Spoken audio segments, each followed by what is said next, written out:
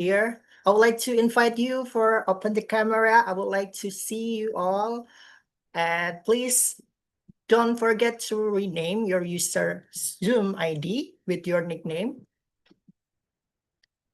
for the all participants.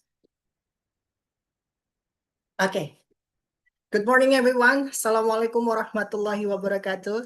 Selamat pagi dan selamat datang di acara hari ini, yaitu Festival Beasiswa Merah Putih, Pesta Beasiswa Rakyat Indonesia. Kelas online bersama IALF Indonesia pada hari ini, Kamis, tanggal 11 September 2025. Melalui Zoom meeting dan live YouTube, YouTube Indonesia Scholarship Network. Untuk teman-teman yang ada di YouTube, selamat datang di acara hari ini. Tentu hari ini hari yang sangat luar biasa. Teman-teman pada semangat pada hari ini untuk mengikuti kelas online bersama IALF, belajar mengenai topik kita pada hari ini, yaitu topik yang sangat menarik, yaitu adalah IALF IELTS one-on-one workshop, tips and strategies for beginners by IALF. So, before we start our session today, I would like to say hi to our speakers today. Hi, Mr. Douglas and Mr. J. Hello, good morning, good afternoon, morning, everyone on Zoom and on YouTube. Okay. How is your day, Douglas and Jay, for today? I hope you all in the good condition, right? Okay. All the participants, I would like to introduce our speakers today. The first is Mr. J. Arif Rahman as a Director of Marketing at IALF, and our special guest, Douglas Larquin, as a trainer in the IALF Indonesia Australian Language Foundation. Okay, I would like to know how you're excited today for all the participants. Please keep your stickers or tapping something to know how you're excited today. There is Anita. Selamat pagi, Kak. Selamat pagi. There is Reina. Morning, Mr. Lequin. Okay. I see you all also excited today. So I would like to give the time for the Mr. J and Mr. Douglas to start the sharing session in this morning. For the Mr. J and Mr. Douglas, the time is yours. Thank you. Afrizal, thank you very much. All right, kita akan mulai dengan quick presentation dan perkenalan mengenai siapa dan apa yang IALF lakukan. Boleh di-share presentasinya? Alright, so mirip dengan gerakan sejuta beasiswa untuk Indonesia, salah satu misi terbesar kita adalah to help everyone and to guide everyone to become the best version of yourselves, agar kita sama-sama bisa membangun masa depan yang terbaik untuk kita, untuk komunitas kita, dan tentunya untuk bangsa Indonesia. Alright, boleh lanjut.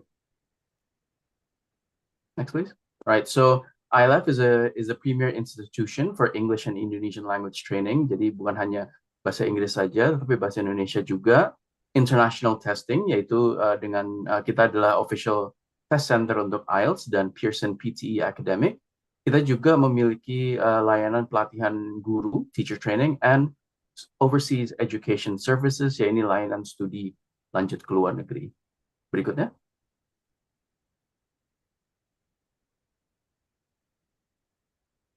Alright, IALF is the longest running IELTS test center in Indonesia. Artinya apa? Kita sudah menjalankan tes IELTS kurang lebih itu selama lebih dari 30 tahun. Dan kita punya 3 official test center utama, yaitu di IALF Jakarta, Sudirman Park di Jakarta Pusat, di Gading Serpong, dan juga di Denpasar, Bali. Selain di 3 cabang utama ini, kita juga bekerja sama dengan berbagai lokasi-lokasi lainnya untuk menjalankan tes IELTS resmi.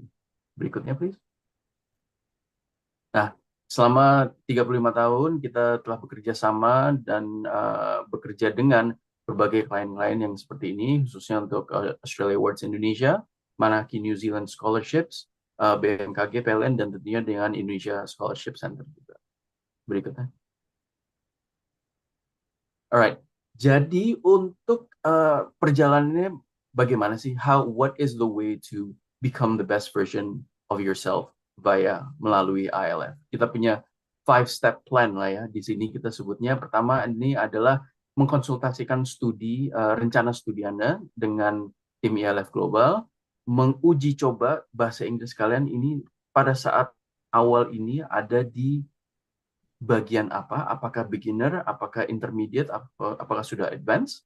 Nah, langkah ketiga adalah membangun kesiapan akademis dan memperlancar kefasihan untuk berbahasa Inggris. Kalau sudah siap masuk ke step 4, take an international English test, and of course pursue your academic dreams di luar negeri untuk menuju kampus-kampus top di seluruh dunia.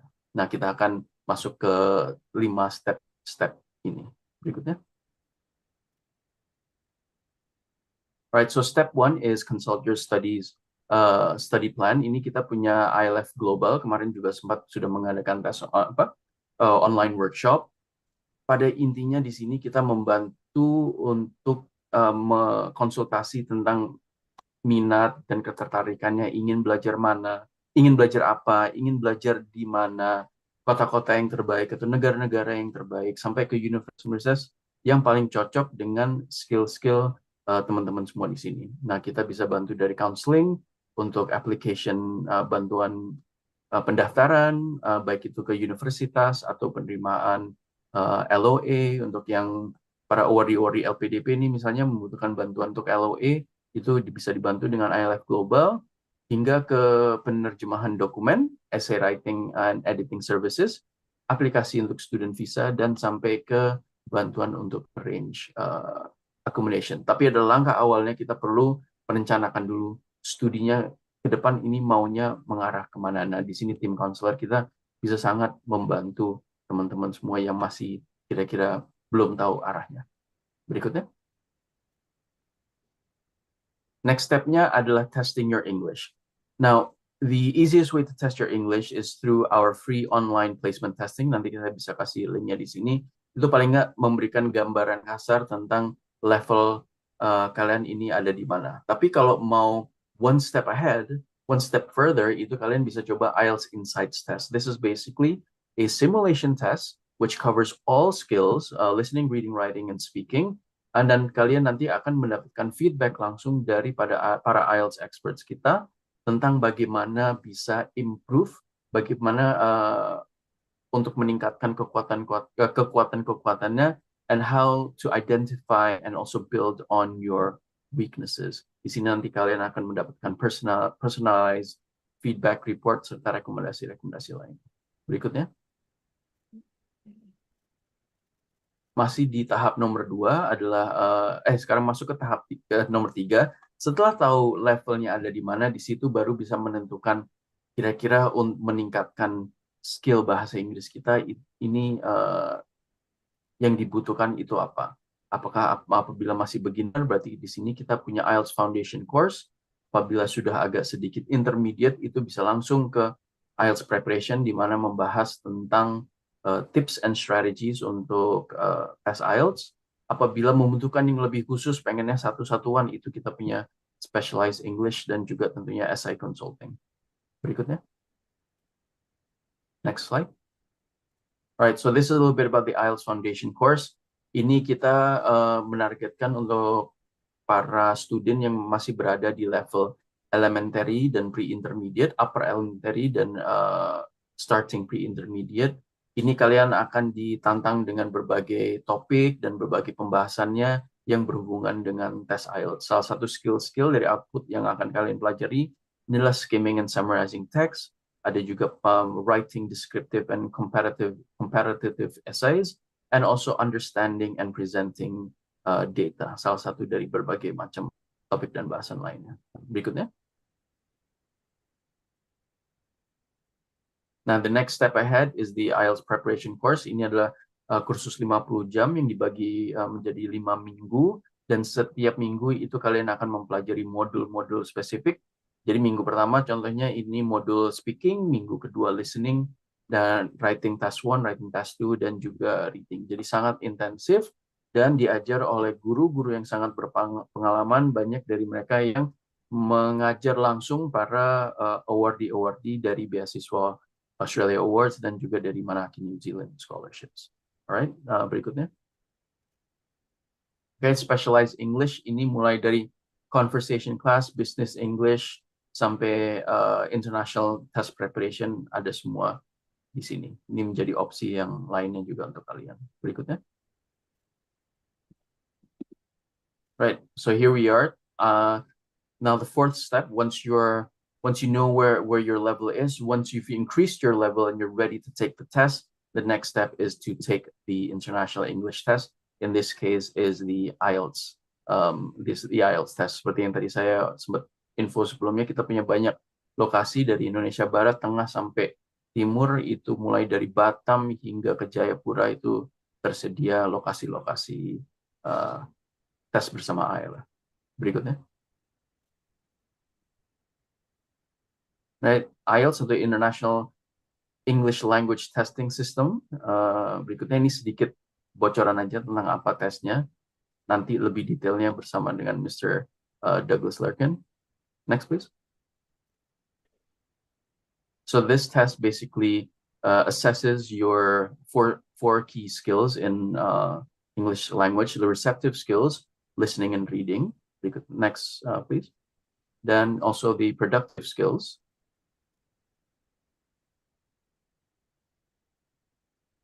Is writing and speaking. Receptive ini biasanya yang kita terima, kalau productive ini yang kita produce. Berikutnya. Nah, ini sedikit tentang band score-nya, tentu tidak dengan detail ya, hanya memberikan gambaran-gambaran aja. Next slide, boleh langsung.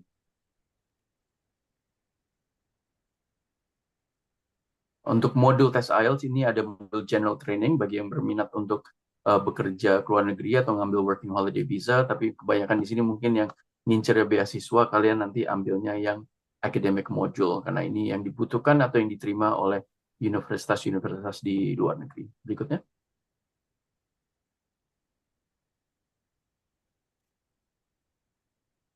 Nah, skor 6,5 adalah is like the minimum score for scholarship applications and university admissions untuk jurusan-jurusan tertentu, jurusan-jurusan yang agak lebih advance seperti contohnya medicine, medical, atau jurusan fakultas kedokteran atau engineering, ini biasanya akan meminta nilai-nilai yang agak lebih tinggi dari 7,5 hingga 8, tergantung dari kampus yang dituju. Next slide. Yap, untuk 4.5 inilah nilai minimum yang biasanya diterima untuk working abroad atau working holiday visa applications. Oke, next. Langsung. Udah, ini sedikit info-info aja tentang program dan layanan apa yang kita punya. Jadi IELTS Speaking Insights Test ini adalah simulasi tes IELTS yang khusus untuk speaking test. Nanti akan langsung menjalankan tes speaking itu seperti apa, dan diakhiri dengan feedback langsung dari IELTS experts. Next slide. Ini ada program General English. Jadi misalkan di sini teman-teman masih ada yang levelnya masih di bawah elementary 3 atau elementary 3, ini bisa ikut kelas General English dulu. Kita ada kelas online-nya yang dimulai hampir setiap 2 minggu. Next slide. Nah, ini untuk yang khusus Gilat IELTS WHV lagi tinggi juga minatnya. Ini untuk sementara hanya tersedia di Bali, tapi kita akan segera launching kelas online-nya juga apabila berminat. Ini fokusnya kepada modul general training saja ya. Oke, berikutnya.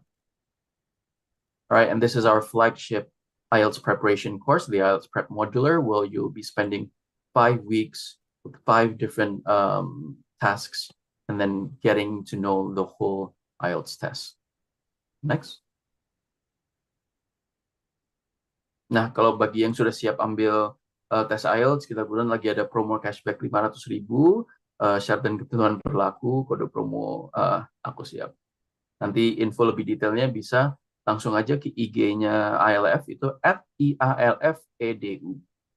Next slide, yang terakhir kalau nggak salah. Nah, apabila kalian mengambil tes resmi IELTS bersama IALF, kalian akan mendapatkan undangan untuk mengikuti free IELTS orientation class, which basically gives you like last minute tips on what you can do to prepare before entering your test.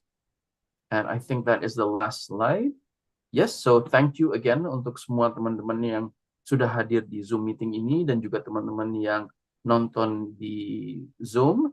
And itu udah sekian dari saya. Kita langsung saja ke our main event. Let me introduce you to Mr. Douglas Lurquin. Hello, everyone. Thank you for joining our session today. Thank you for the introduction, Jay. So my name is Douglas, and I'm here to give you some tips and basic information about IELTS. So when you're ready to take an official international English test, take IELTS. And in this session today, I'll give you a lot of information about the test. So, Marcia, will you share my slides? Sure. Normally, I would spend 2 or 3 hours in a session like this. I don't have that much time today, so I will rather quickly go through all of these slides with you. If you have any questions or comments, you can put them in the chat, or you can also go to the actual workshop on the scholarship day session, and we will have a booth there so we can answer any questions that you have at that time. So today, this is our 101 workshop, and I'll give you some basic tips and strategies for taking IELTS. Just a little information about myself. I've been training students or test takers for 30 years in tests like GMAT, GRE, TOEFL, Pearson, Duolingo, and IELTS. But I would highly suggest you take IELTS. I think it's the best test for Indonesians. So next slide. Jay has already talked about this, and I'm going to focus on the more productive skills, the writing and the speaking today, because those are the two that Indonesians typically score lower on. So I'm going to focus on the writing and then the speaking. But I'll talk about the listening and the reading as well. And Jay has already talked about this, so we'll go to the next slide. Today's session is about IELTS, and it's about IELTS for UKVI. That is the same test. However, there's another test called IELTS Life Skills. This session today is not about IELTS Life Skills.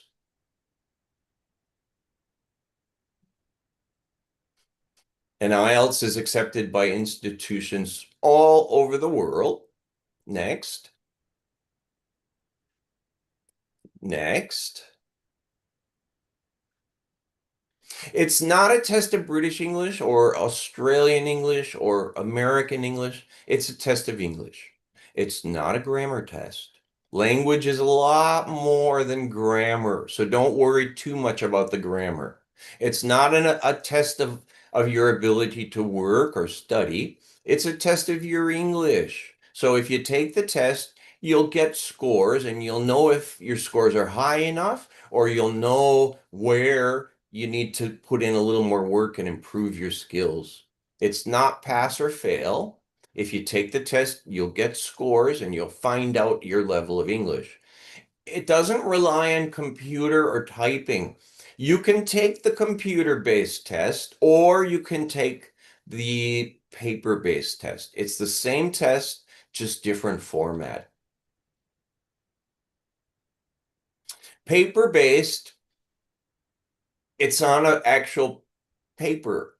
so you will do everything in handwriting. The problem with this is it takes 13 days to get the results.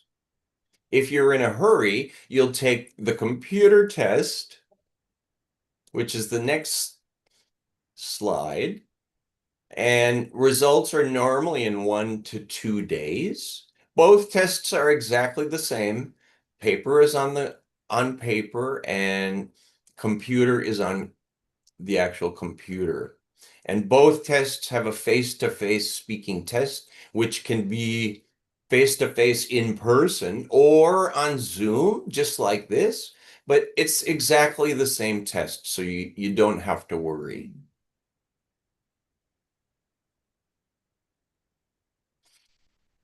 And the test is normally listening, reading, and then writing.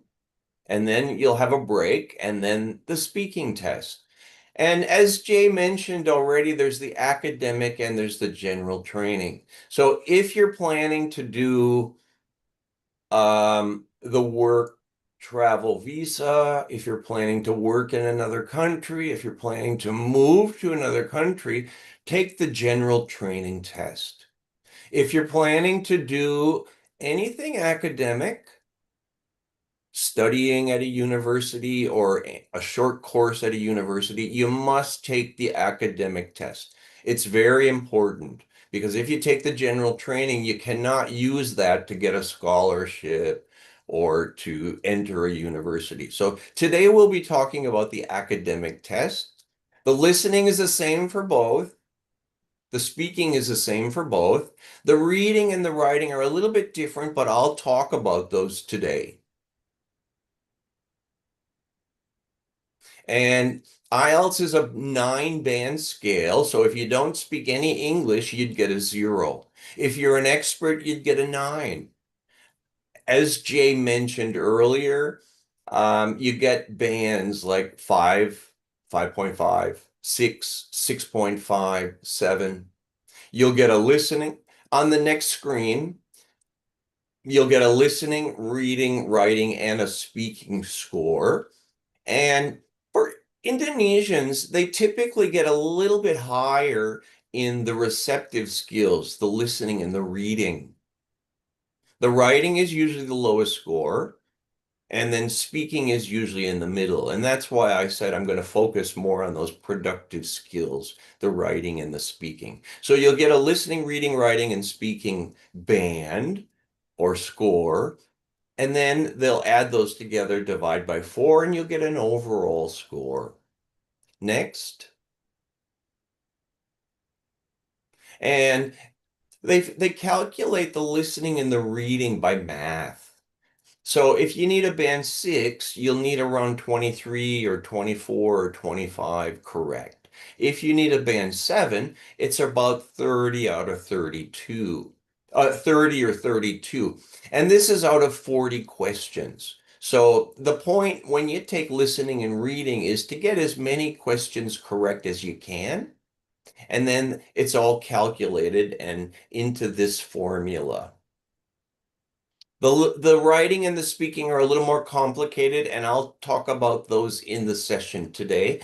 You can also download official material, like the official band descriptors at IELTS.org. So any special questions you have about IELTS or when you're ready to register, go to IELTS.org. That's owned by IELTS. Next.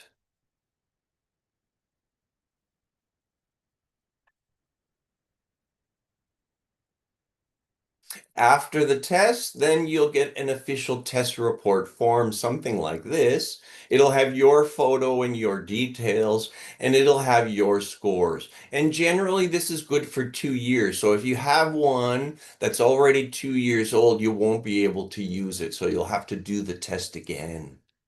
Next. So today, I'm going to start with the writing, and then the speaking, and then the listening and the reading. So first of all, academic writing.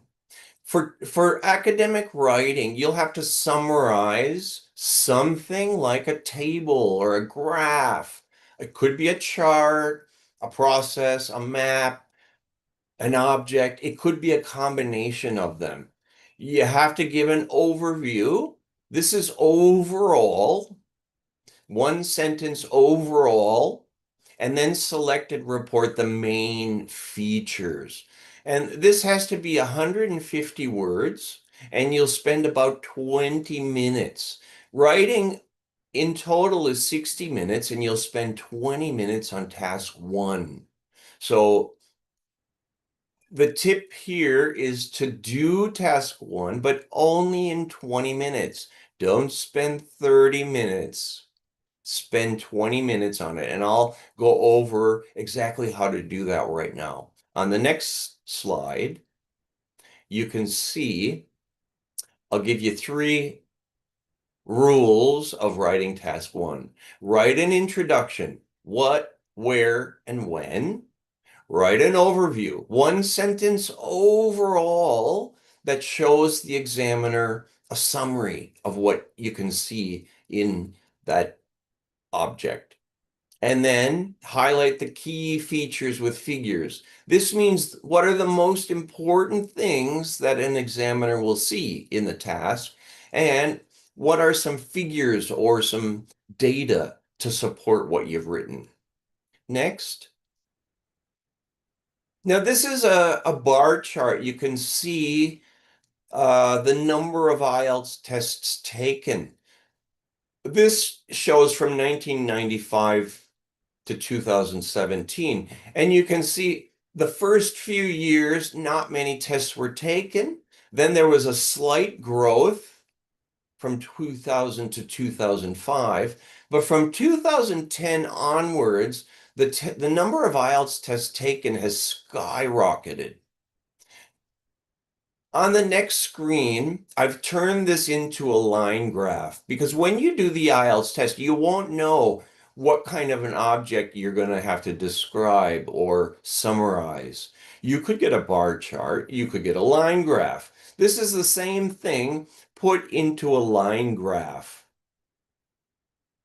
Now, would you be able to write a 20-minute summary on this? I'll walk through the 3 rules on the next couple of slides. An introduction, what, where, and when. The line graph shows the number of IELTS tests taken throughout the world from 95 to 2018. So that's an introduction. And this is basically rephrasing what the test question gives you. You just rewrite it in your own words.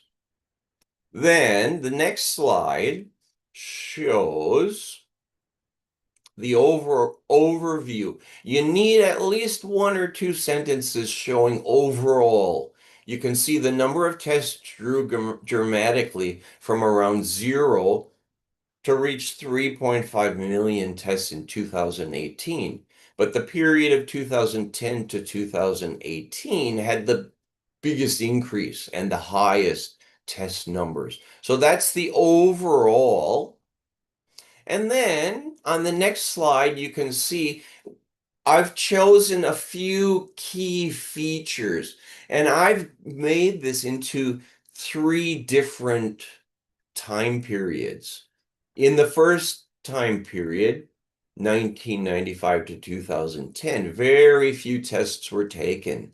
The number started at almost 0 and then increased to 200,000. Then the next time period saw some minor growth, and it reached 500,000 in 2005. And then after that, the time period with most number of tests taken is here. And I've got numbers, data to support this. For example, in 2010, over 1 million tests were taken. So when I'm doing an IELTS task 1, I would put these 3 things together. And you can see this on the next screen. This is 188 words. The minimum needs to be 150. So this should get a good IELTS score. However, you can see this is just one paragraph, so I would suggest you turn it into proper paragraphing. So on the next screen, I've turned this into 3 paragraphs.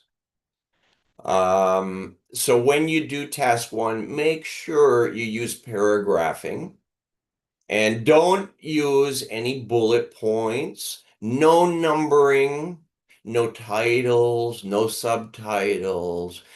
The examiner wants to read something just like this.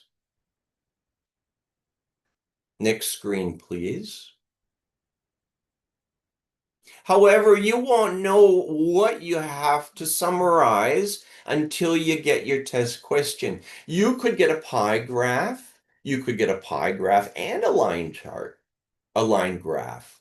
You could get 3 pie charts or 3 line graphs. So the process is the same. Use the 3 rules that I've given you. On the next screen, you can see an example of this one. I've got 1 sentence as an introduction, 1 paragraph about the pie chart, and then 1 paragraph about the line graph. Another example is the next screen. You could get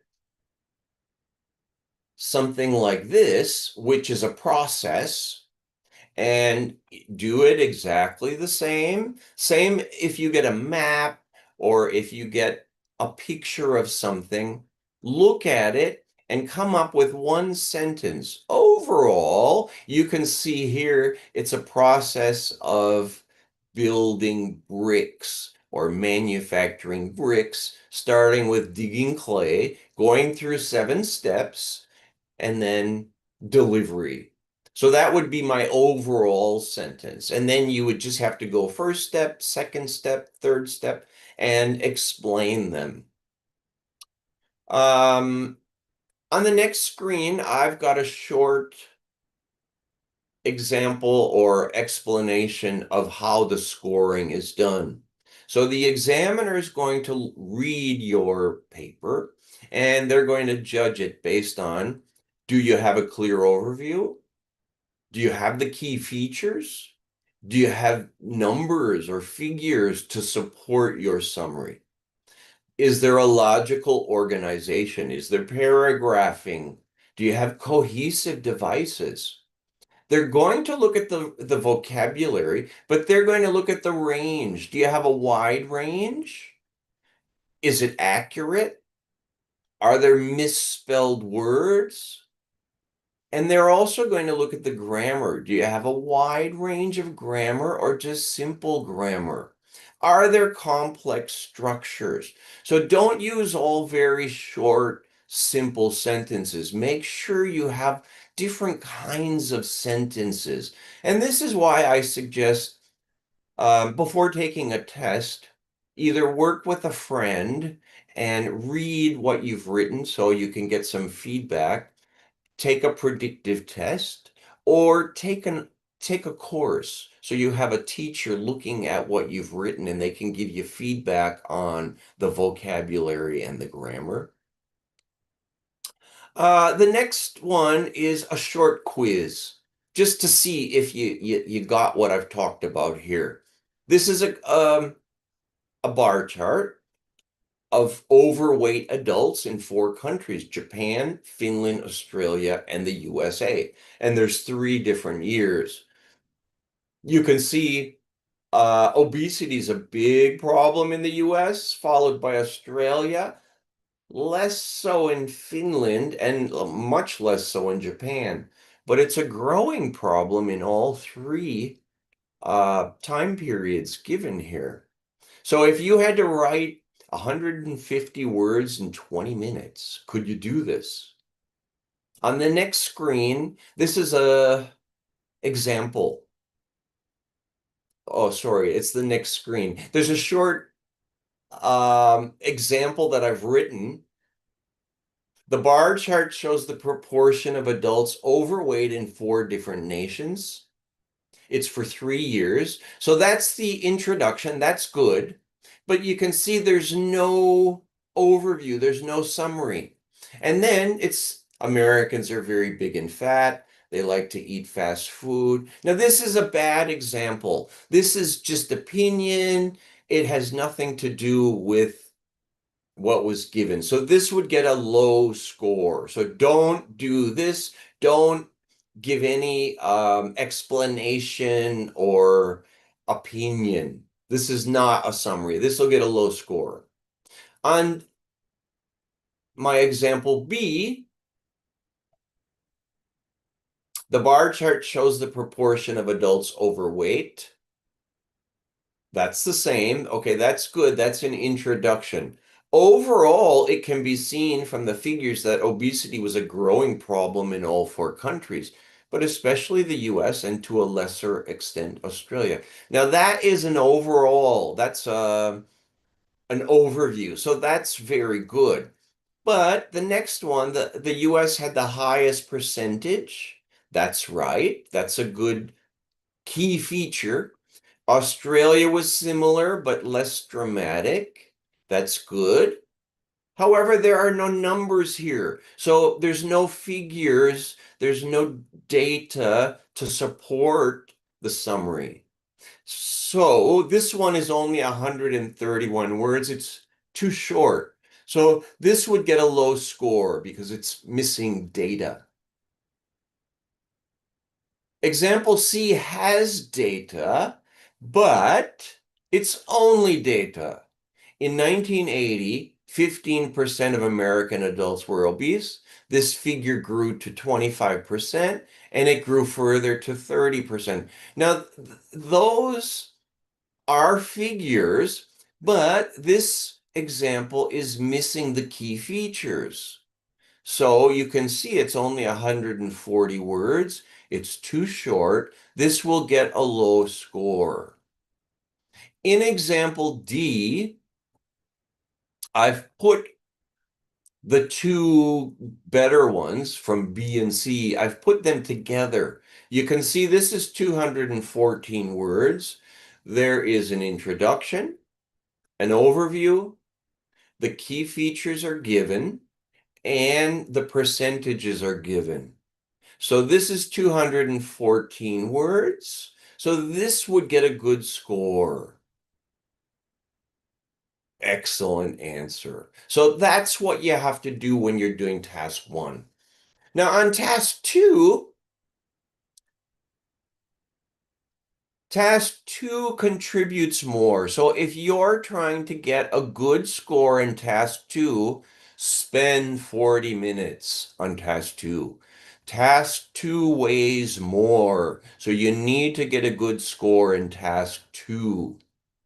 So like I said, spend 20 minutes, get your task 1 written, keep it simple, and then spend 40 minutes on task 2.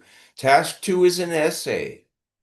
You have to respond to a point of view that's given, or an argument, or a problem, and you write an essay. And an essay should be at least 3 paragraphs, hopefully 4 or 5 or 6, but it needs good paragraphing.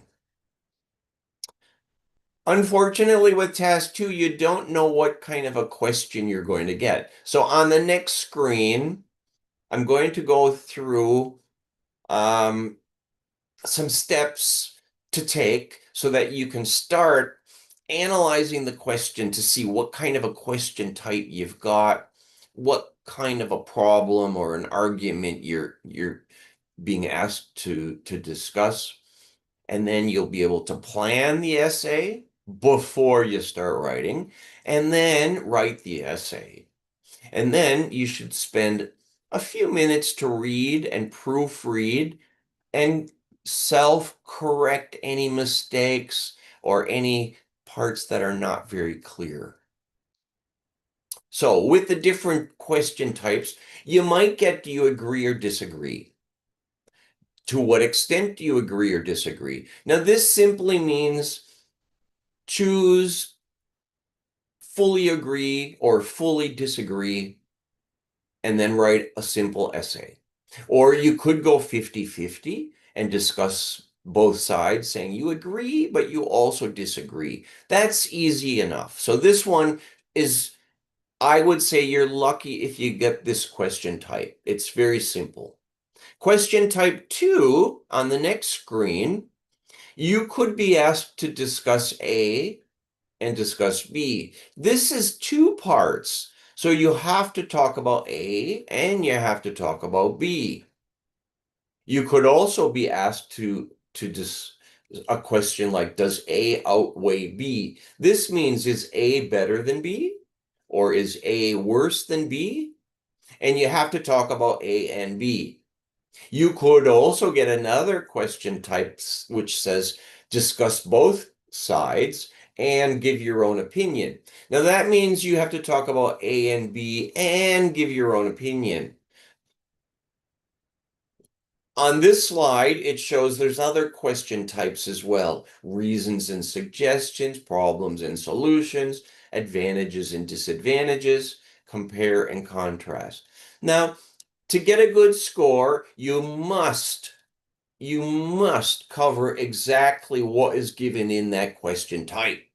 So as an example right here, the world is experiencing a dramatic increase in population.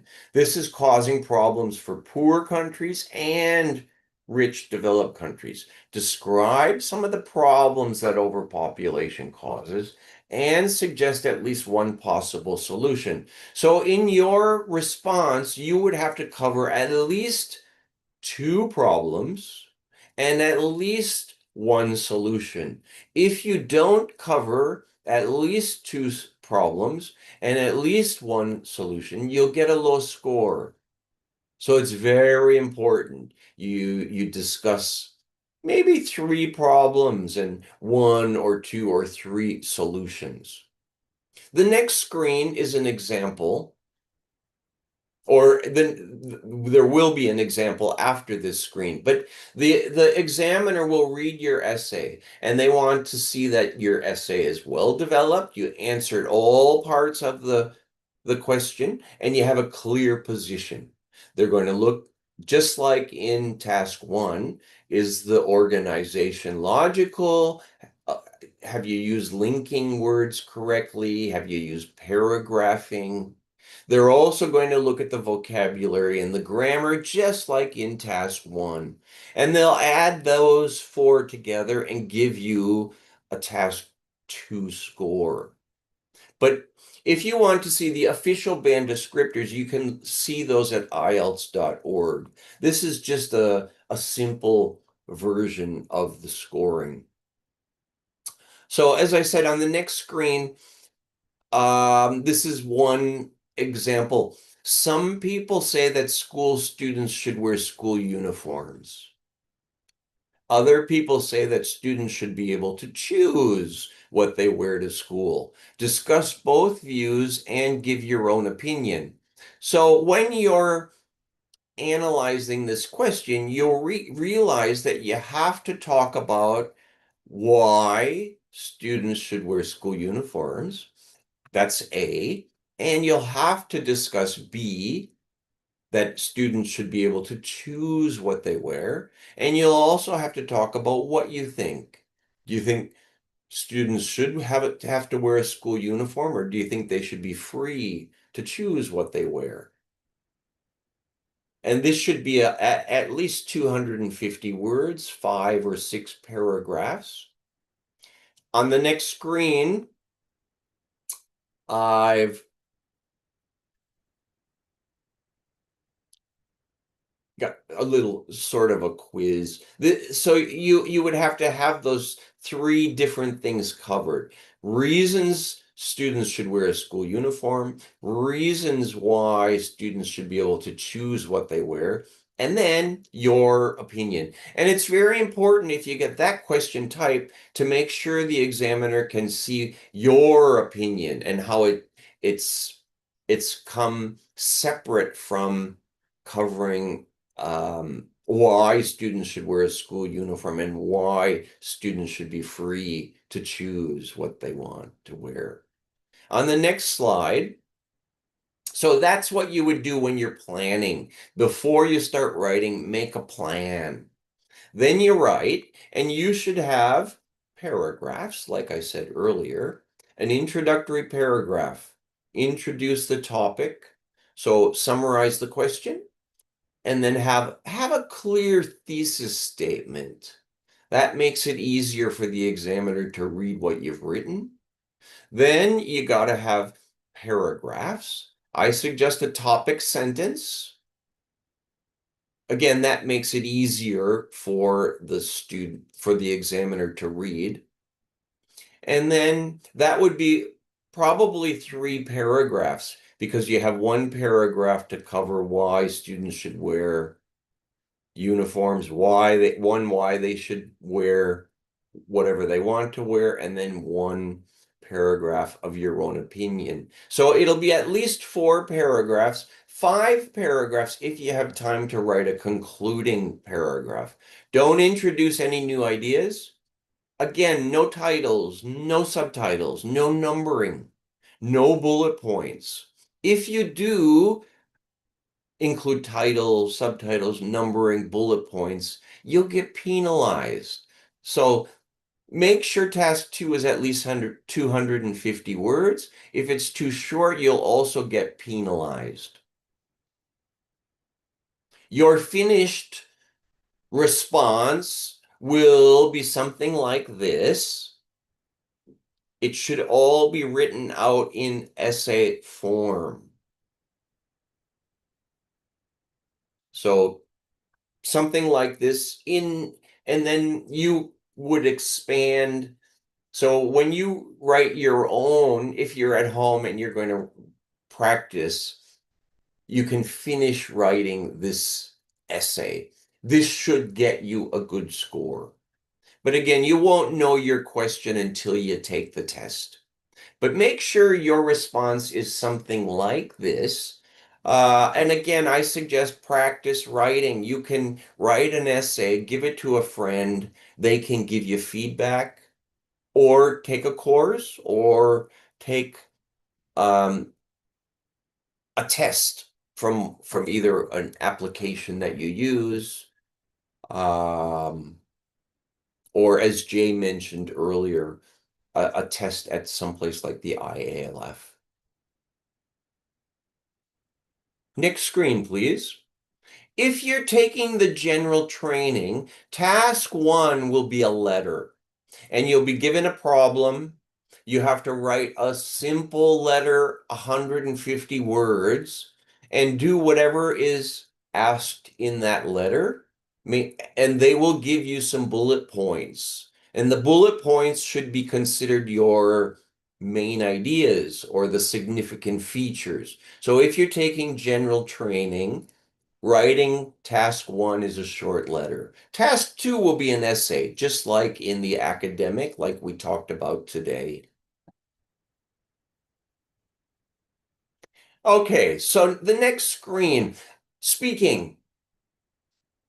Speaking is a face-to-face speaking test. So you might do a Zoom just like this, or at the IALF, we try to do face-to-face in person whenever possible. But it's the same test. So if you have to do it face-to-face in person, think of the examiner as your friend or your teacher or your colleague.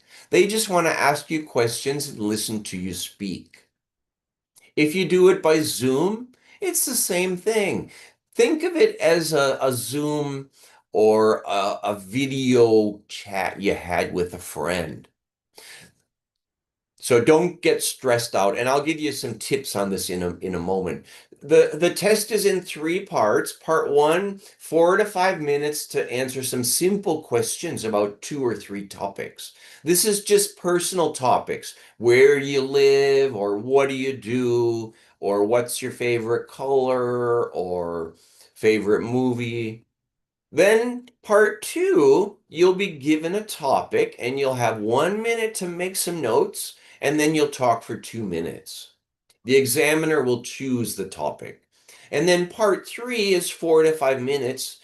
These are general or abstract questions, the same topic as in part 2, but it's not about you. It's about people. So they'll ask you about people in the world or people in Indonesia. Next. Be calm, be natural, smile, enjoy it. Don't get stressed out. The examiner just wants to hear you talk. So respond fully. Give full sentence responses. Give reasons whenever possible so you can include things like but or because. There are several reasons. Or the first thing is, the second thing is, another thing is. Politely ask the examiner to repeat a question if you didn't understand it. I beg your pardon? Pardon me? Excuse me? Can you repeat the question, please? Those are fine. Don't worry. Use a variety of lexis or vocabulary. Use a variety of sentence types, not just simple sentences. In part 2, you'll get a piece of paper. You'll get a piece of paper and you can make notes like who, what, when, where, why, how.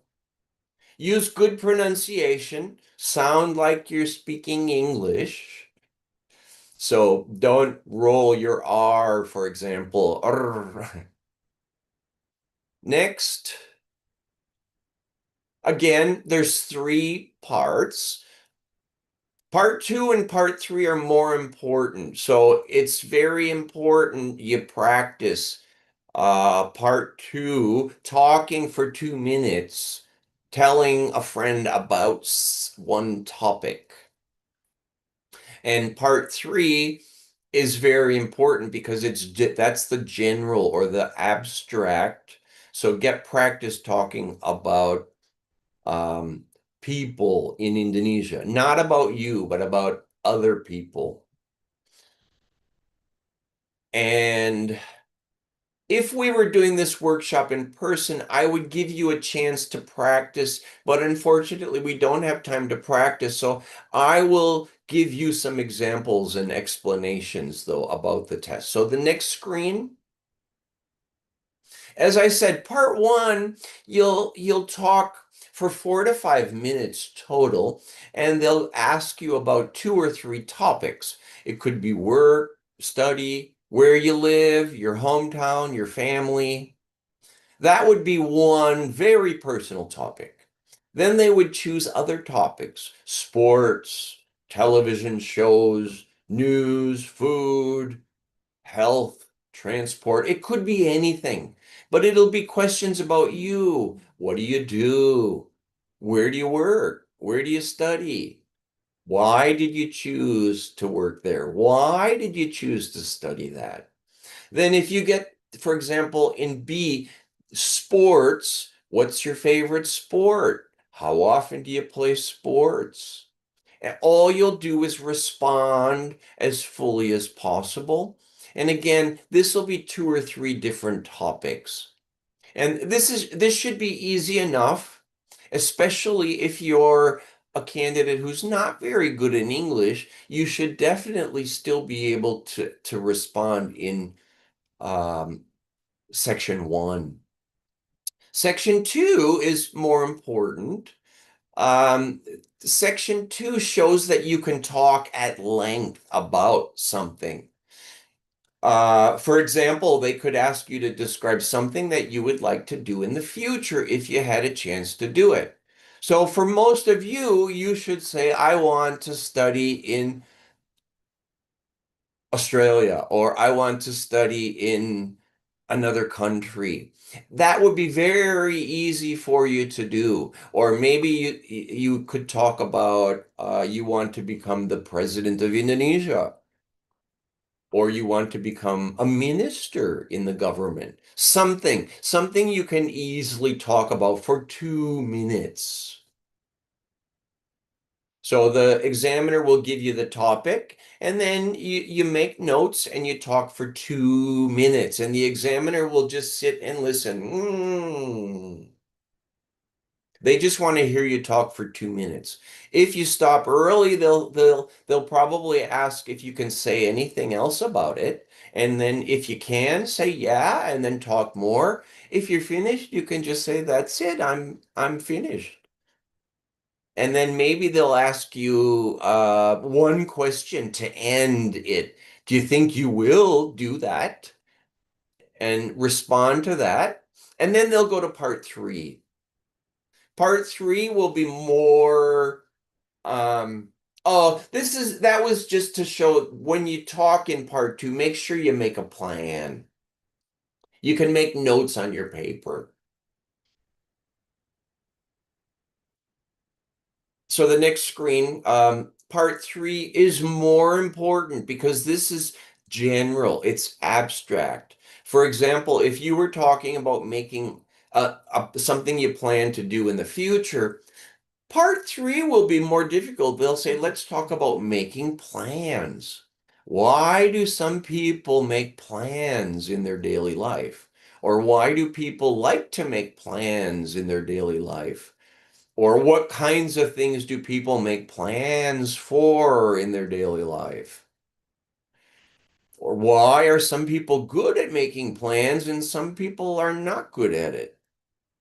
See, these are going to be more difficult. So I would suggest you practice. You can download free material on IELTS.org. You can take a course. You can work with a partner. So I would suggest before you take the test, if you could do a prediction test, you could take an IELTS course. You could work with a partner. You could buy a book, download a book, but practice responding with a friend. And I'll cover this again on the next couple of slides. If we were doing this workshop today in person, I would have you work with a partner, but we're not going to do that today. So I'll give you a bit of homework on the next slide. Yeah, I'm going to give you a bit of homework later. Work with a partner. Try this if you have a partner. So either you or your friend will be A and B.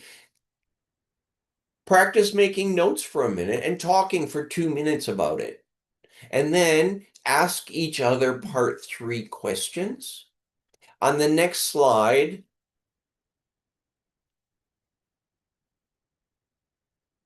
this is the homework.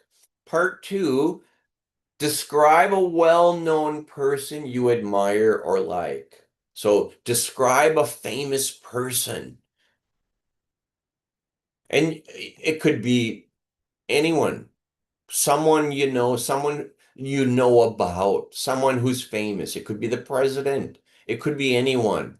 Make notes for a minute and then 2 minutes and tell your friend about this. Then after this, on the next slide,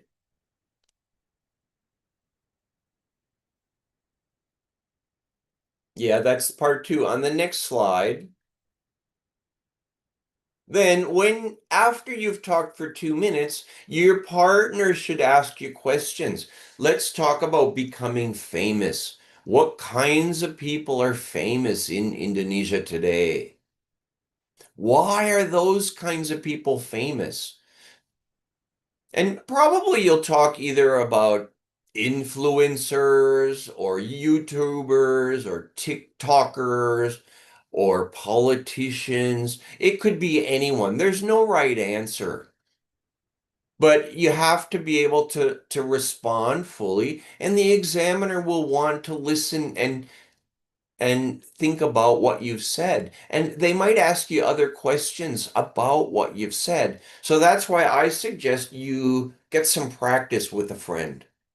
Now we'll go back to the tips 2 or 3 slides back.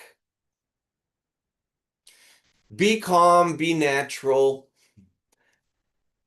On the next, yeah, here, all these tips that I pointed out earlier, when you do the test, enjoy it. Just respond. The examiner is not your enemy. The examiner is your friend. They want to hear and understand what you can say because they're going to give you a score. On the previous slide, if we can go back, so when they listen to you, they're going to be thinking about your fluency. Could you keep going? Could you respond? No noticeable effort or hesitations. If no, that'll be like a 1 or a 2 or a 3 or a 4. If usually you could keep going, that's a 5 or a 6. If yes, you could keep going, that's a 7 or an 8 or a 9. They'll also look at your vocabulary, your grammar, and your pronunciation. So this is why it's good attending a session like today, because you'll know now what the examiner is listening for. So hopefully you'll be able to get as good of a score as you can get. So we want to go on now. Hopefully you understand the speaking. On the next, keep going. This is just an example. It'll be something like that. It could be you do the speaking test in person in the venue like this, and it could be on Zoom. Same exact test, so don't worry.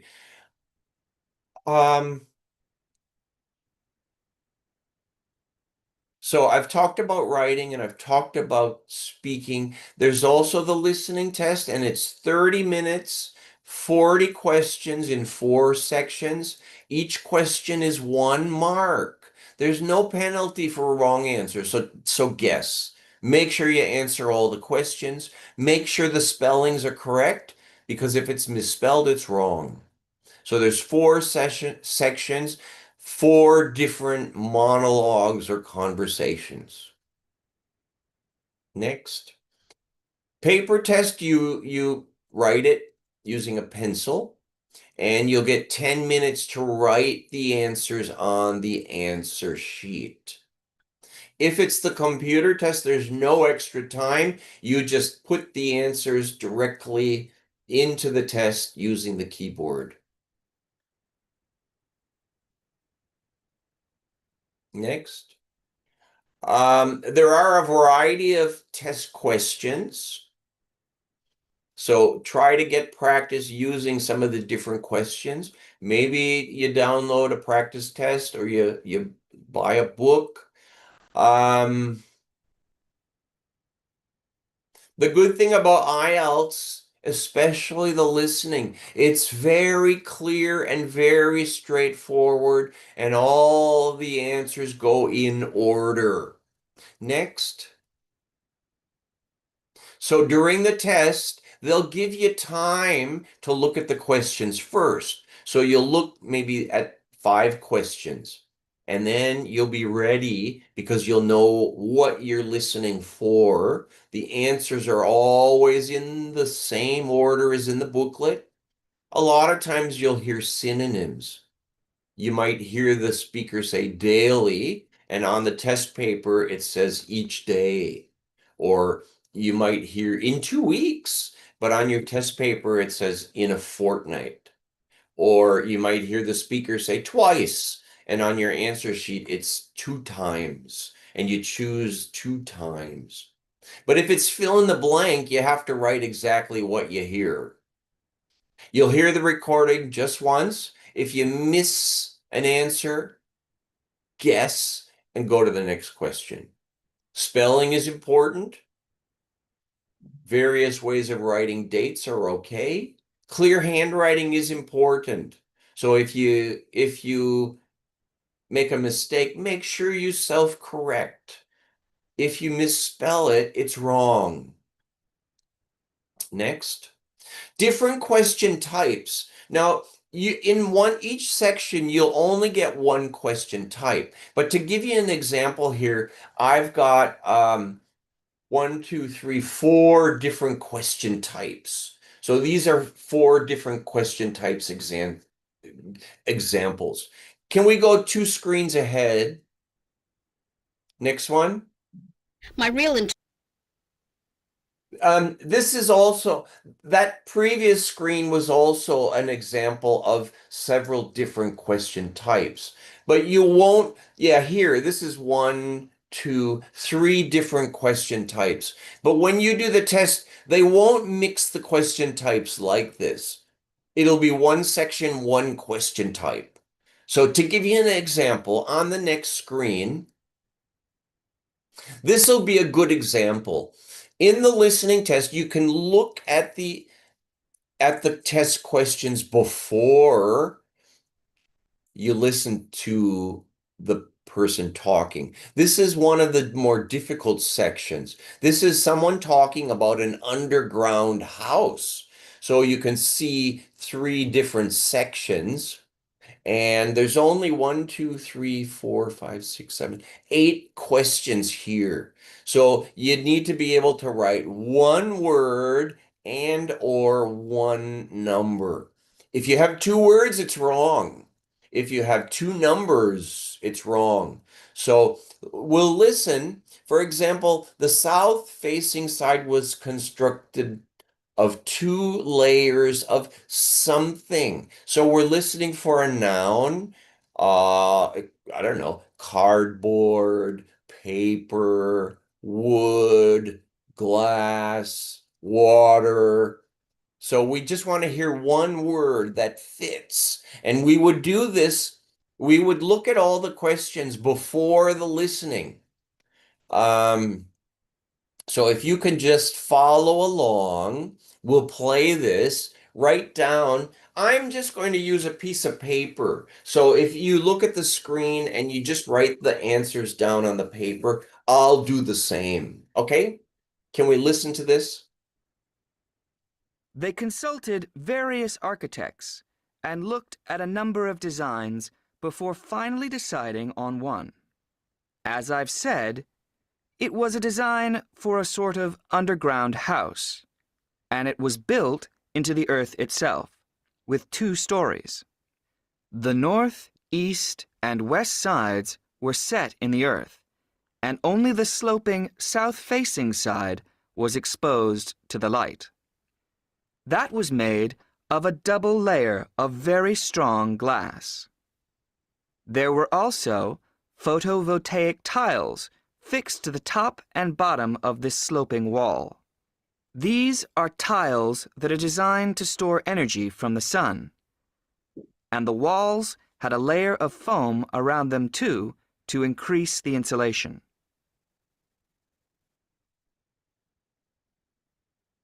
Now, what is of interest to us about this project is the features which make the building energy efficient. Sunlight floods in through the glass wall, and to maximize it, there are lots of mirrors and windows inside the house. That helps to spread the light around. So that's the first thing. Light is utilized as fully as possible. In addition, the special tiles on the outside convert energy from the sun and generate some of the house's electricity. In fact, and it is possible that in future the house may even generate an electricity surplus, and that the owners will be able to sell some to the national grid. As well as that, wherever possible, recycled materials have been used. For example, the floors are made of reclaimed wood, and the owners haven't bought a single item of new furniture. They just kept what they already had. And then there's the system for dealing with the waste produced in the house. This is dealt with organically. It's purified by being filtered through reed beds which have been planted for that purpose in the garden. So the occupants of the house won't pollute the land or use any damaging chemicals. It's true that the actual construction of the house was harmful to the environment, mainly because they had to use massive amounts of concrete, one of the biggest sources of carbon dioxide in manufacturing. And, As you know, this is very damaging to the environment. In total, the house construction has released 70 tons of carbon dioxide into the air. Now that's a frightening thought. However, once the initial debt has been cleared, and it's been calculated that this will only take 15 years, this underground house won't cost anything, environmentally I mean, because unlike ordinary houses, it is run in a way that is completely environmentally friendly. So, eco-housing like this is likely to become much more... Okay, so that's an example. This would probably be part 4, but you can see you get to look at the questions before and all the answers go in order. So you just follow along, write down the answer. If you miss one, skip it and go ahead. Just guess and go ahead. So on the next screen, I've got the correct answers. Check. So you would have heard the speaker mention a double, meaning 2 layers of glass. That would have to be GLASS. Anything else would be wrong. And then the next one was to improve the insulation. So you'd write insulation and windows, electricity, floors, waste, concrete, 15 years. Now, if you were able to get at least 8 or 7 or 6, you're really on your way to getting a high score. But this is to give you an example what to expect in the listening test. Don't just take the test without getting some practice, because you'll hear a variety of speakers. You might hear American English, South African English, British English. You have to get some practice with all of them, okay? But this is just one question type. On the next page, it's another example with a different question type. I have the most difficulty with this type because they'll have something in a box and you have to listen and choose where each of these go. So this one has 5 different questions. For example, do we have enough time to do this or do we have to go on to the reading? Are we running out of time? Yeah, the time approximately 10 minutes for the end for the session. Okay. God bless. So we can wrap up in the Q&A session. Is it okay? Okay. Well, can we go on to the reading? While you're on the phone. Yeah. So I do want to just briefly mention the reading, okay? So we won't do the reading, but I want to give you some tips and strategies. In the reading test, you'll have 60 minutes. There's 3 sections in 40 questions total. Same thing, 1 question is 1 mark, so there's no penalty. So try to answer all the questions. You get a mark for every one that you can get correct. Next. And again, the paper test, you can write on the paper. You have to write your answers on the answer sheet during the test. In the computer test, you put them directly in using the keyboard. Next. And there's different question types. So again, try to get some practice. Some questions go in order. The ones here with asterisk, multiple choice, yes, no, not given, true, false, not given, sentence completion, those always go in order in the reading passage. All of the other ones don't go in order, so you just have to find the answer, like the headings, sentence ending, summary. So on the next the next slide. During the test, choose the passage that looks the easiest. Do that first. Look at the questions before you read. You gotta use good reading skills, skimming, scanning, reading intensively, only to find the answers. Don't read every word of the passage. Read just to find the answers. Spelling is important. Clear handwriting is important.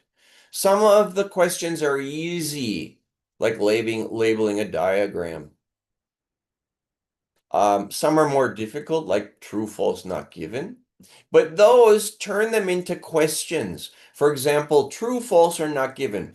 International trade is increasing at a greater rate than the world economy. So turn that into a question.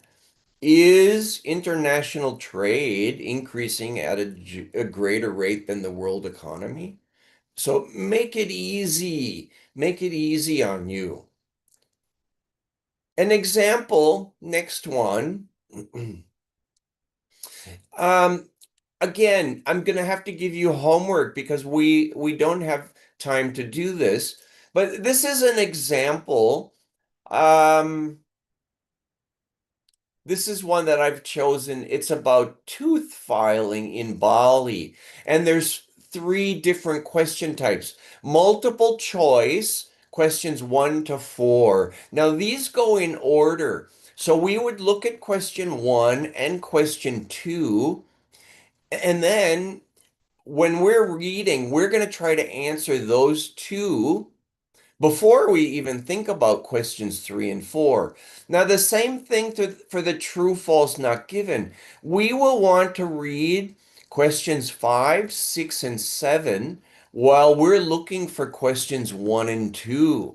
So then we'll go back and we'll start reading because these go in order.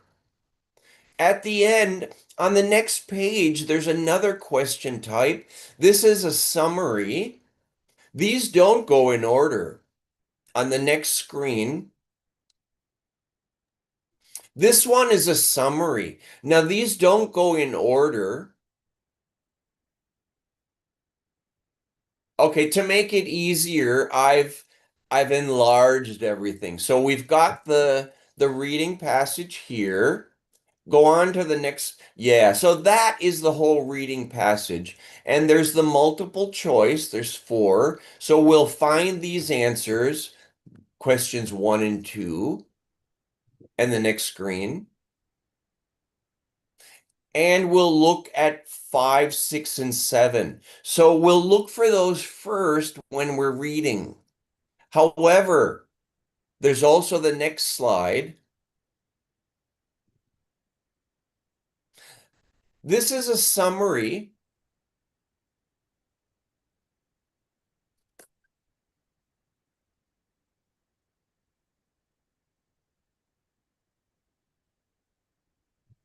On the slide with the summary. Back, yeah. This is a summary. This one does not go in order. However, while you're doing the listening, while you're doing the reading, you'll be looking for these. For example, when a Balinese reaches blank. Now, this would have to be adulthood or childhood or adolescence. Those are the only 3 choices that actually fit grammatically. So while we're doing the other question types, we'll be thinking and watching for the answer of these 3 things. And number 11, every Balinese is blank to go through it. Well, this would be is likely to go through it, is obligated. Is must does not fit grammatically, so it cannot be is must or any of the other answers. Is obliterated, that does not fit. So sometimes you can answer these just on the grammar. But what you want to do is look at the questions before you read. Then you'll go back and you'll do the reading passage.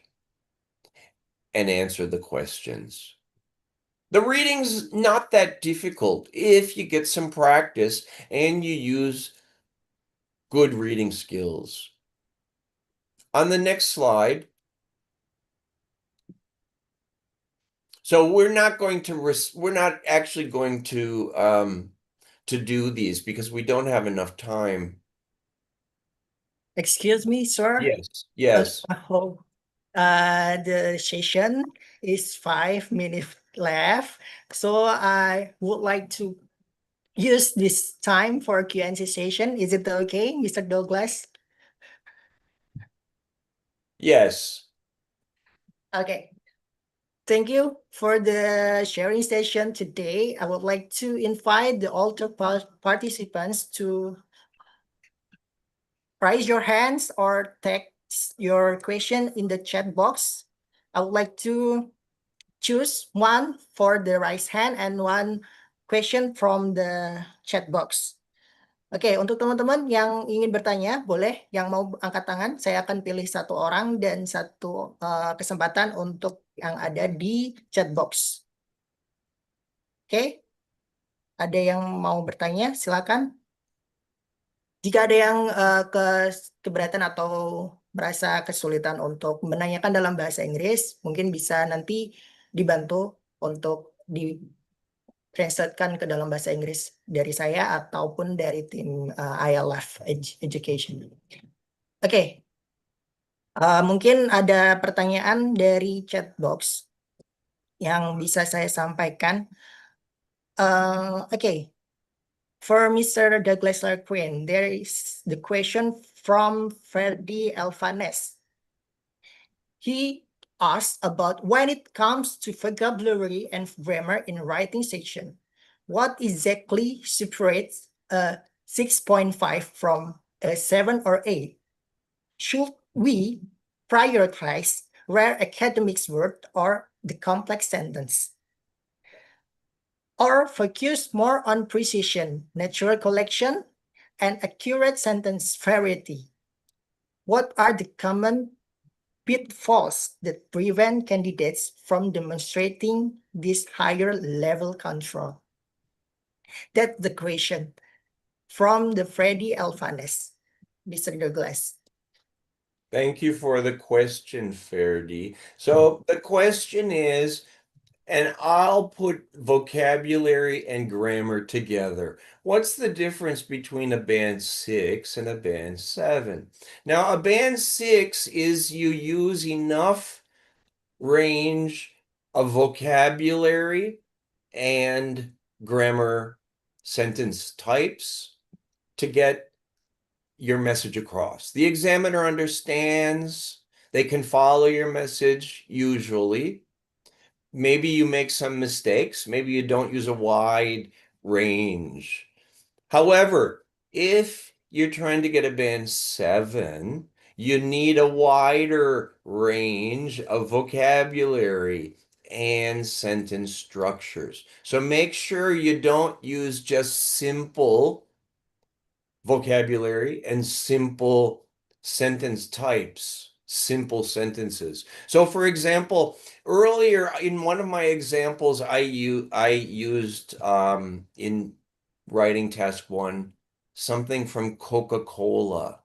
So for the vocabulary, I could just keep writing Coca-Cola, Coca-Cola, Coca-Cola, or I could change that, use synonyms, maybe something to drink, soda, carbonated beverage, drink, pop. I could use use something like pronouns, it, or I could use bottles of Coca-Cola and then they. Same thing with the sentences. I could just use all simple sentences. My name is Douglas. I am the presenter. I am sitting here. But those are all simple sentences. So I would want to have longer, complex sentences. So if I only use simple sentences, I'm going to get a band 4 or a band 5. But using some Complex sentences will push me up to the band 5. But to get a band 7, I need to use a lot of more complex sentences. The presenter today, comma, whose name is Douglas Lurkwin, comma, is suggesting that blah, blah, blah. So that would bump me more into a band 7. So hopefully that gives you some better idea. Thank you very much for the question. Thank you, Douglas. How about Ferdi? Is any follow-up question for this question, Ferdi Alvanes? Is it enough? Okay. The one question left, I would like to read the question from Irina Supolo. Irina Supolo, she's asked about what tips could you give for the student who have difficulty in paraphrasing, especially in the writing session, because you said that in the writing session, we could use the complex sentence, not only simple sentence. What tips could you give for the student who have difficulty in paraphrasing, Mr. Douglas? Thank you. Thank you for the question. So the question is regarding difficulty in paraphrasing. So this is exactly why I suggest take the IELTS test when you think your English skills are as good as they're going to get. Take a course beforehand if you can, because when you take an IELTS prep course, chances are the teacher is going to talk about combining sentences. So you can combine some of the simple sentences that you've written. Just combine 2 sentences, separate them with a comma. But if you take a course, you'll have a teacher who's going to teach you how to combine the sentences. Paraphrasing isn't easy. So the only way you get better at paraphrasing is to continue to build your vocabulary in your sentences. So I suggest you do a lot of reading. It doesn't have to be all about IELTS, but by reading, you can improve your vocabulary and your knowledge of sentence types. Okay, thank you, Mr. Douglas. Anything else for this question or any follow-up question, Irina Supolo? If it not, thank you for the session, Mr. Douglas and Mr. J, especially for IALF, for this sharing session about tips and strategies for the beginner to IELTS test. I hope all participants can get some new insight for preparing their career or their plan to get the scholarships in the international scale.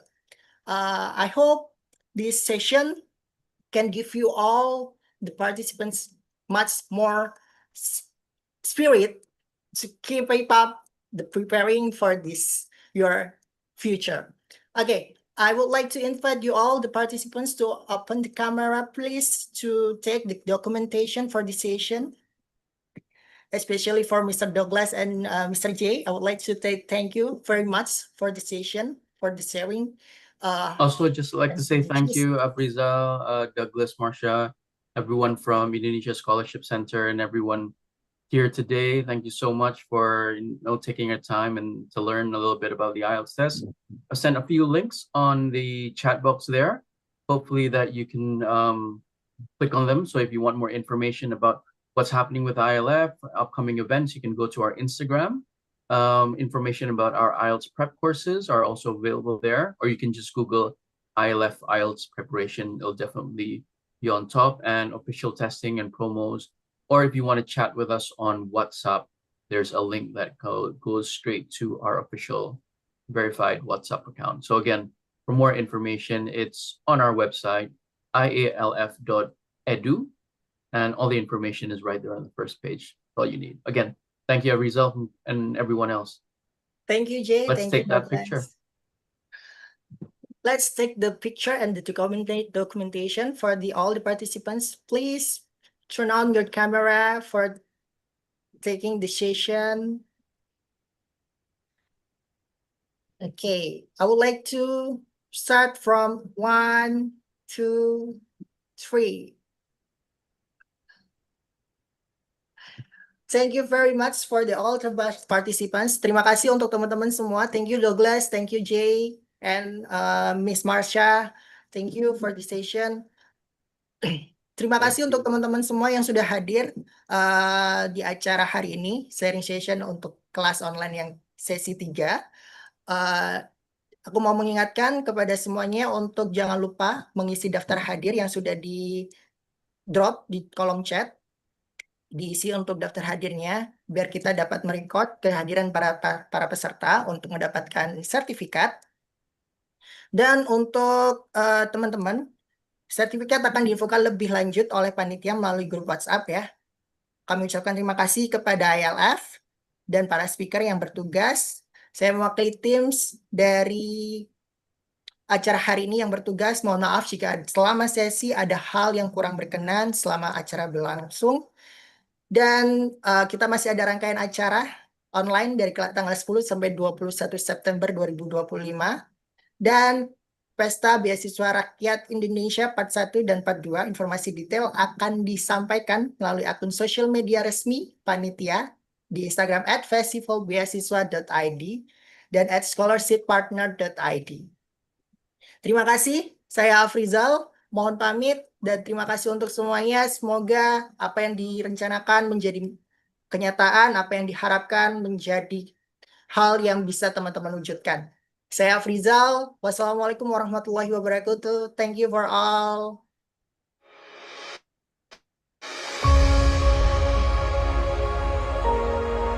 Welcome to IALF, the Indonesia-Australia Language Foundation. IALF has been at the forefront of excellence in language training and testing for over 35 years, empowering people across Indonesia and beyond. IALF offers something for everyone, from general English courses for all ages to specialized programs such as IELTS test preparation for those preparing to study overseas or business English for professionals. IALF has provided pre-departure academic English language training for Australia Awards scholarships since the 1980s, as well as for other prestigious scholarship programs offered by New Zealand, the UK and other countries. Our general English courses cater to learners at all levels, building a strong English language foundation and opening doors to new opportunities. For young learners, we offer dynamic programs that make learning English enjoyable and effective. A good score in an international test such as IELTS or Pearson Academic is a prerequisite for studying or working abroad. At IALF, we offer testing services and test preparation courses for the general public and for government agencies to ensure that candidates perform at their absolute best. At IALF Global, we provide expert study abroad counselling services, guiding clients to the best international education opportunities. IALF Global Education Fairs connect students with institutions worldwide, broadening their horizons. IELTS tryout sessions provide realistic practice, boosting confidence and readiness for the actual exam. IALF branches are strategically located in Jakarta, Gading Serpong and Bali. We are always within reach to support your educational journey. Reflecting on our 35-year journey, we are inspired by the success of our students, alumni and partners. Join the thousands who have transformed their lives through language studies with IALF. Together, we build brighter futures.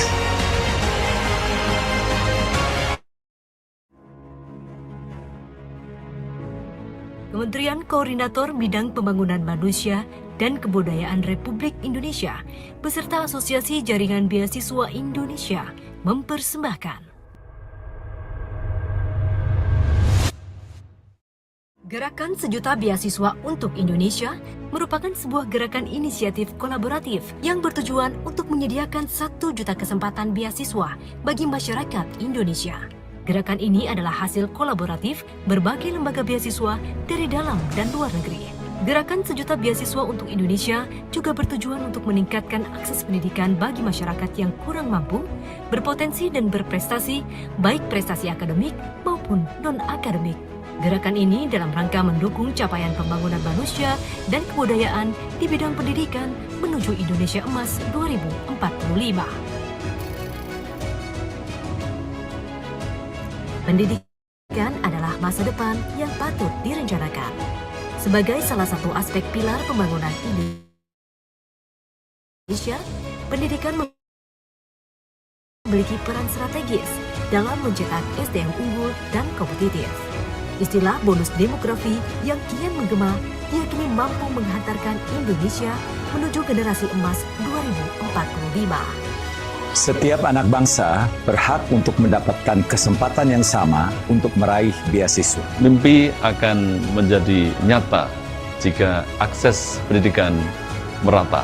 Kita harus bersatu, merancang dan meluncurkan sebuah gerakan besar. Gerakan Sejuta Beasiswa untuk Indonesia. Gerakan untuk membuka lebih banyak peluang beasiswa bagi seluruh generasi muda Indonesia. Asosiasi Jaringan Beasiswa Indonesia bersama pemerintah melalui Kementerian Koordinator Bidang Pembangunan Manusia dan Kebudayaan mendorong lahirnya Gerakan Sejuta Beasiswa untuk Indonesia. Gerakan Sejuta Beasiswa menargetkan pemuda-pemudi Indonesia berusia produktif yang berkomitmen untuk meningkatkan kualitas SDM Indonesia. Gerakan ini bertujuan untuk meningkatkan angka partisipasi kasar APK yang saat ini masih rendah. Gerakan Sejuta Beasiswa untuk Indonesia membangun kualitas sumber daya manusia yang unggul dan berdaya saing global. Dengan sinergi dan kolaborasi, kita wujudkan harapan menjadi kenyataan. Ini bukan sekadar program, ini adalah gerakan nasional. Gerakan Sejuta Beasiswa untuk Indonesia. Pemerintah hadir bersama masyarakat menyentuhkan visi Indonesia Emas 2045, mencetak SDM unggul dan berdaya saing global. Badan Pembangunan Nasional mencatat, dalam 10 tahun terakhir, angka partisipasi kasar pendidikan tinggi di Indonesia hanya 31,45%. Jika dibandingkan negara ASEAN lainnya, APK pendidikan tinggi Indonesia masih jauh tertinggal.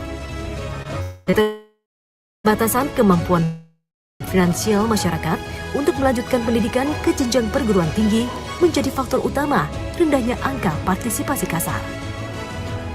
Untuk itu diperlukan sinergitas antara lembaga pengelola beasiswa, mulai dari pemerintah, lembaga non-pemerintah, perguruan tinggi, termasuk para alumni dan penggerak. Pemimpin masa depan lahir dari kesempatan yang dipersiapkan. Kami hadir untuk memastikan bahwa tidak ada mimpi yang padam karena kemiskinan. Informasi dan akses beasiswa adalah hak setiap warga Indonesia. Kita satukan langkah agar beasiswa tak lagi terdengar asing di pelosok negeri. Dari dalam negeri hingga studi ke luar negeri, setiap orang dapat kesempatan yang sama untuk mencetak prestasi. Kami percaya potensi anak Indonesia itu luar biasa. Tugas kita adalah membukakan jalan untuk mereka. Bersama, kita hadirkan 1 juta kesempatan untuk 1 juta impian. Gerakan Sejuta Beasiswa untuk Indonesia bukan sekadar gerakan, tapi warisan kebaikan. Kita pastikan beasiswa bisa menjangkau bagi siapa saja. Kita beri ruang bagi mereka yang semangatnya tidak pernah padam. Zakat, wakaf, dan donasi semua punya andil dalam mencerdaskan bangsa. Beasiswa bukan sekedar bantuan dana, tapi jalan untuk meningkatkan sumber daya manusia. Tidak boleh ada kesenjangan dalam akses pendidikan. Melalui beasiswa, kita wujudkan harapan anak bangsa untuk terus berkembang dan berkontribusi bagi bangsa dan negara. Beasiswa adalah investasi terbaik masa depan untuk mengejar ketertinggalan. Menuntut ilmu itu wajib, karena dengan ilmu, kesejahteraan bisa tercapai. Bagi kami, program beasiswa bukan sekedar CSR. Ini adalah komitmen jangka panjang untuk membentuk pemimpin masa depan yang jujur, berakhlak, dan cerdas. Kami mendukung anak-anak Indonesia agar tidak berhenti belajar karena miskin. Majunya sebuah negara ditentukan oleh kualitas pendidikannya. Beasiswa adalah jembatan menuju kesejahteraan dan kemandirian ekonomi. Generasi muda harus disiapkan untuk memimpin Indonesia. Potensi diri bisa tergali dengan hadirnya program beasiswa dari dalam dan luar negeri. Pendidikan adalah fondasi untuk melakukan perubahan. Generasi emas 2045 bisa tercapai jika akses pendidikan merata untuk semua. Semakin banyak beasiswa, semakin besar harapan anak bangsa untuk sekolah. Akses pendidikan yang merata, membuka cakrawala, mengarungi samudera. Kami bergerak untuk menanam harapan lewat pendidikan. Sejatinya, beasiswa bukan hanya bantuan, tetapi kepercayaan. Percaya untuk anak bangsa menjadi versi terbaik dari dirinya. Kesempatan itu kini hadir lewat gerakan sejuta beasiswa. Mari kita sebarkan kabar baik ini ke seluruh penjuru Indonesia. Dari kota ke desa, dari timur sampai barat, beasiswa untuk semua. Kami berkomitmen agar tidak ada anak Indonesia yang tertinggal. Menuntut ilmu adalah cahaya dan beasiswa adalah jalannya. Inilah gerakan sejuta beasiswa untuk Indonesia. Gerakan menuju Indonesia Emas 2045. Bersama kita hadirkan sejuta kesempatan untuk sejuta impian.